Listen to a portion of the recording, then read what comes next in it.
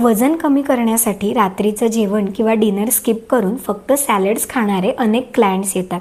जर तुम्हीही असं करत असाल किंवा करायच्या विचारात असाल तर हा व्हिडिओ नक्की बघा. सॅलड्स हे तुमचं संपूर्ण जेवण नाही तर जेवणाचा एक भाग असला पाहिजे, कारण कोणत्याही परिस्थितीत बॅलन्स डाएट म्हणजेच समतोल आहार घेणं अगदी गरजेचं आहे.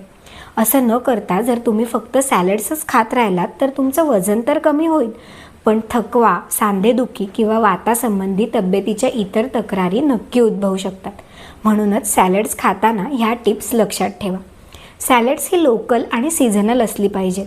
खूप फॅन्सी किंवा परदेशातून येणाऱ्या गोष्टी तुम्हाला तुमच्या हवामानात पचतीलच असं नाही.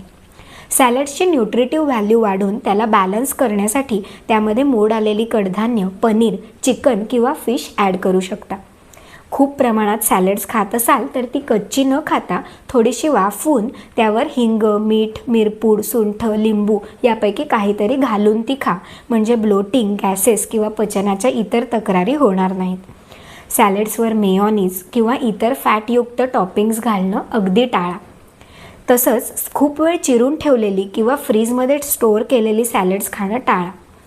ह्या टिप्स लक्षात ठेवून सॅलड्स खा आणि हो, लक्षात ठेवा, कोणत्याही गोष्टीचा अतिरेक हा वाईटच.